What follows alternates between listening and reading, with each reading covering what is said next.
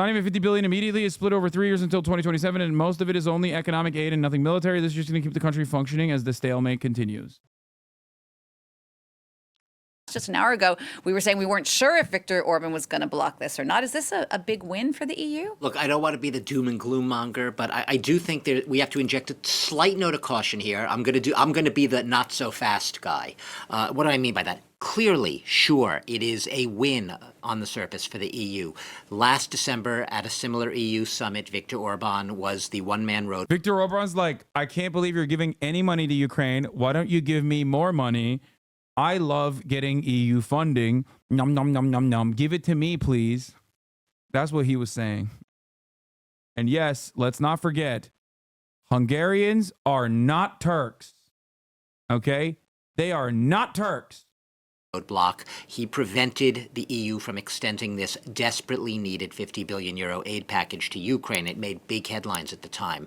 And he has been sort of the roadblock all along. So just getting this aid through is a big deal.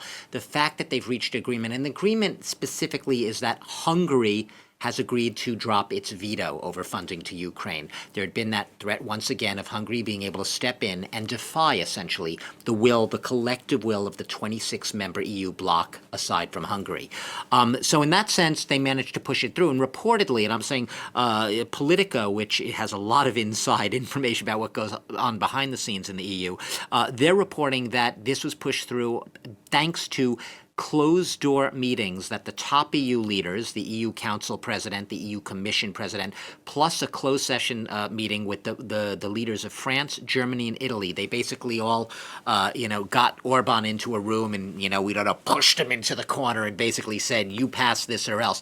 I mean, look, we don't know what happened there, but essentially there was a full-court press by the top EU leaders, which eventually also brought in the leaders of Poland, the Dutch Prime Minister as well, the Belgian Prime Minister.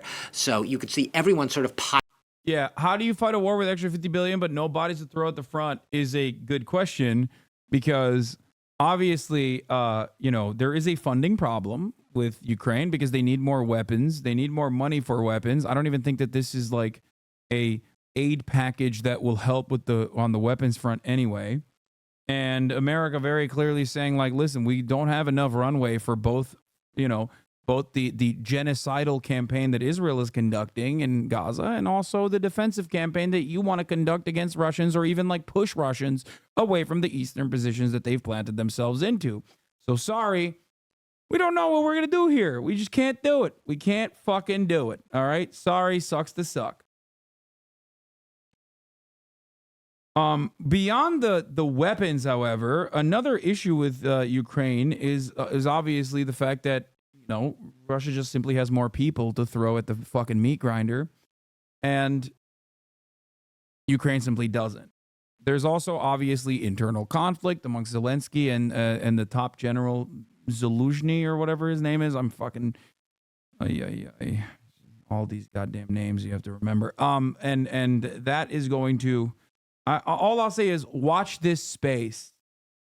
Okay. Watch this space.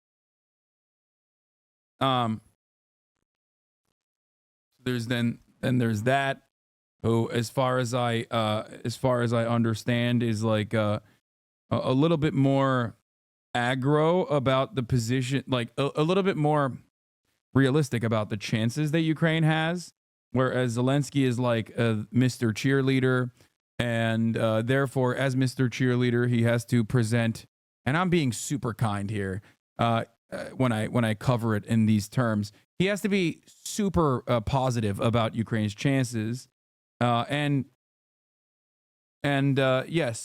Zaluzhny and Zelensky are in a power struggle right now, as much as the Ukrainian state wants to deny it and project unity. And it seems like Zaluzhny has a way more like an assessment that is probably a little bit more realistic about Ukraine's chances, and things are not great. Things are not great in Ukraine.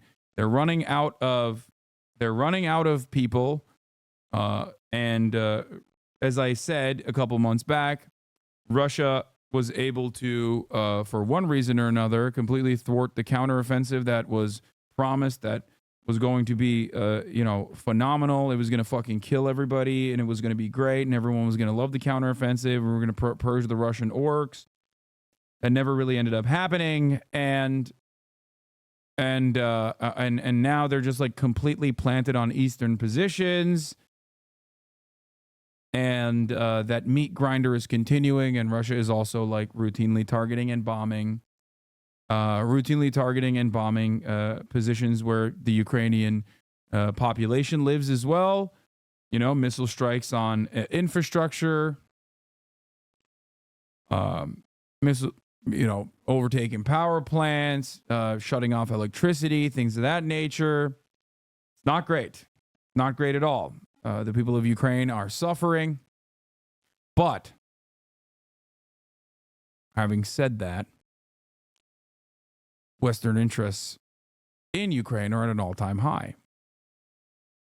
Sold parts of the government directly to Western corporations. That's pretty good. They're making a tidy profit. American politicians can sit back, kick their feet up on the table and say, hey, listen, these guys, they want to fight. We're just helping them because that's the moral thing to do, because we care about Ukrainian liberation. Okay? We got to do it to them for the one time, right? We just got to do it to them. We got to keep giving them these sweet weapons, and, well, not all of it. Israel wants a lot of it. And that way they can keep fighting against the Russian military and destroy the Russian military as a foreign adversary, of course.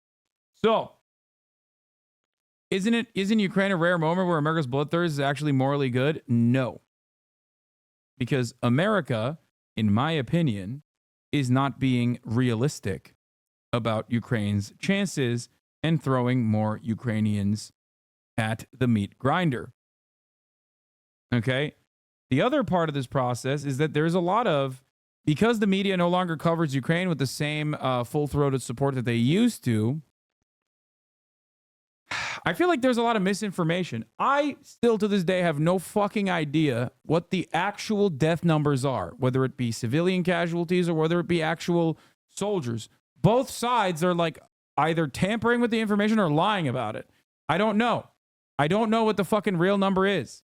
I do know millions of Ukrainians have left the country because they don't want to fucking either be victims to the war or be drafted, right, with forced conscription. So that's fucking terrifying. But I do know a lot of people have died. Okay? The fact of the matter is that Ukraine is being given just enough to keep fighting for the time being, but is withheld from what is needed to win, designed on purpose to extend the war, not end it. Ukraine is being sucked dry from both its economy and its people. Yeah. Bro, you have to stop saying, in my opinion, when you state objective facts. It doesn't matter. It does not matter. Hot take, the federal government's position on the border is directly related to the Ukraine and Russia conflict. When Ukraine runs out of people to fight and America has to send manpower, will offer migrants permanent residency in exchange for military service. That is a hot take.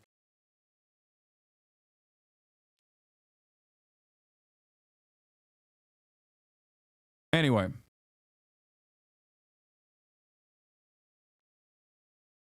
Ukraine shouldn't even exist, to be honest, which is the unspoken best of Ukraine. Says Ukraine shouldn't even exist, to be honest, which is the unspoken thing. Ukraine breaking from Russia was led by right-wing nationals who hated socialism, so worth acknowledging. Shit country from the start. Unpopular opinion, don't care. It's not only an unpopular opinion, but it's a ridiculous one because Russia is a right-wing nationalist country that is not socialist either. So what the fuck are you talking about?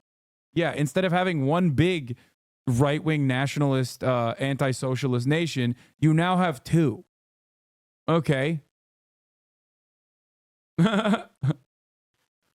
It's so funny because Vladimir Putin is an anti-communist himself.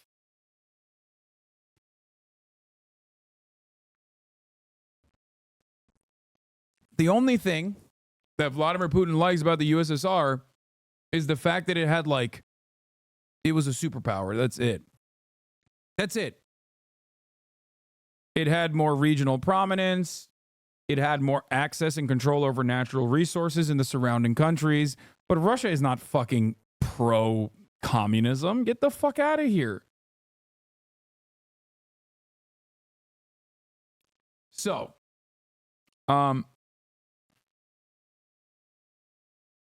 these LARPers pushing Z should be airdropped into Ukraine ASAP. Yeah, it's cool that we have our own version of Redditors on the left that just have become like MAGA communists that push Z or some shit. I don't know why. It's like indecipherable to me. I genuinely don't understand it. It's got to be like America bad across the board, which means like America's enemies good, which is ironic because that's what people think I always push for, which is not what I always push for at all. Obviously, if there are like defensible things that like America's foreign adversaries engage in, I'm going to tell that to you. That doesn't mean that I'm like defending them or sucking their cocks. But with respect to Russia, the Russian people suffer, but the Russian government, specifically Putin, there's not a lot of critical support you can offer to him, in my opinion. Especially because he is NATO's greatest defender. Like, sure, he stopped Ukraine from joining NATO, which most likely could have been dealt with threats. Okay? With continued threats. They already had. Stop glazing Hamas. Bro, you cannot be a black chatter that has been in this community for 51 months and come here with the most white Redditor energy I've ever heard in my entire damn life. Okay, I was about to say, Jesus Christ, not on Black History Month. Keith made me. Don't do it. Not on Black History Month.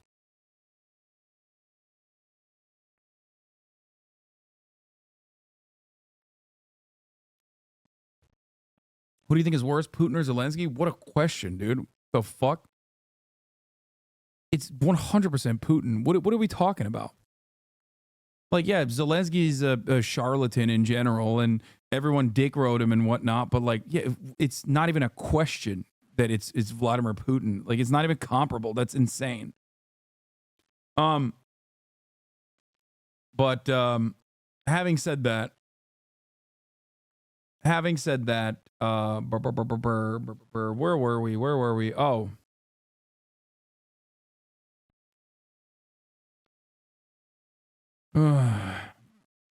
Oh, yeah. Crimea was already taken over and annexed successfully by the Russian government.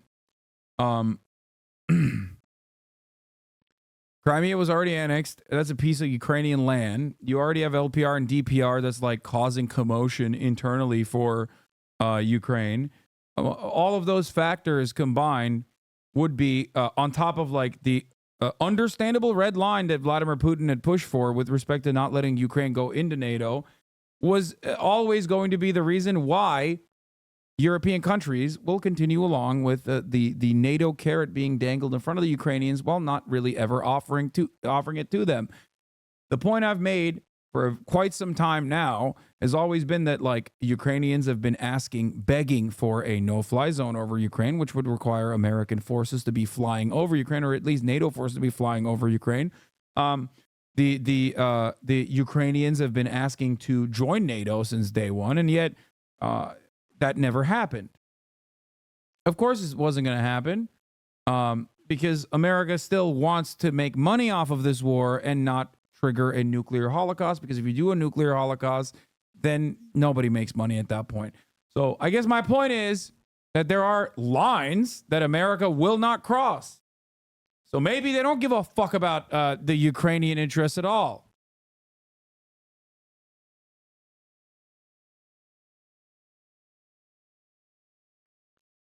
Maybe we just care about profits for the military-industrial complex. So piling on Orban to get him to do this. So that's where the bad news is, right? The bad news is that this should never have actually been even an extraordinary summit. This should not have been necessary, this summit. It still shows the outsized influence that Viktor Orban, the right-wing prime minister of Hungary, has had over the EU over the past 14 years since he came to power in Hungary at the head of his Fidesz party. So he's still an outsized influence. He still is a thorn in the side of the EU. In this case, they overcame, and we'll have to see the fine print.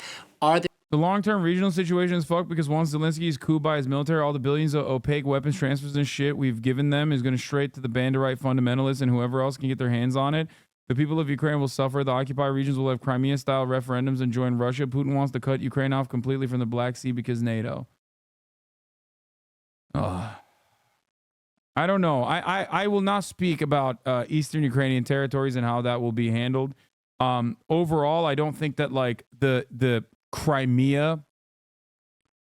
I don't think I would.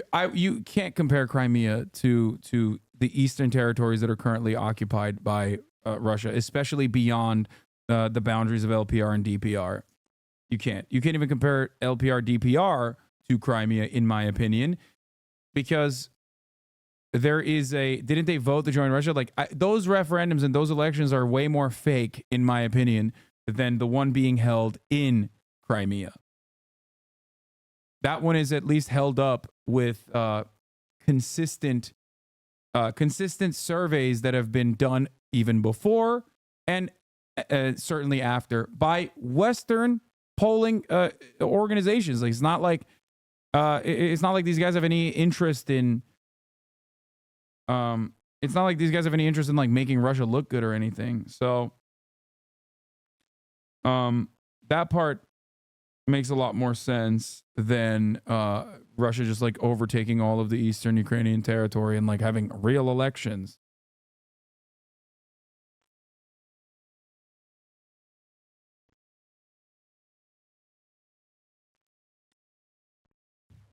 No matter how much nuance you try to have, libs have already decided you're a Russia stan. Yeah, I know.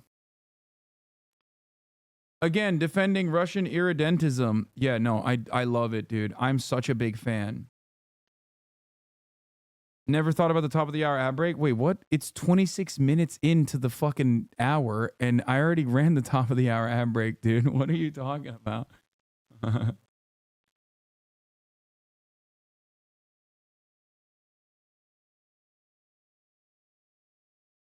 That's so insane. Supporting Ukraine doesn't mean supporting how the U.S. is handling the situation, aka stringing them along and using them as a proxy against Russia.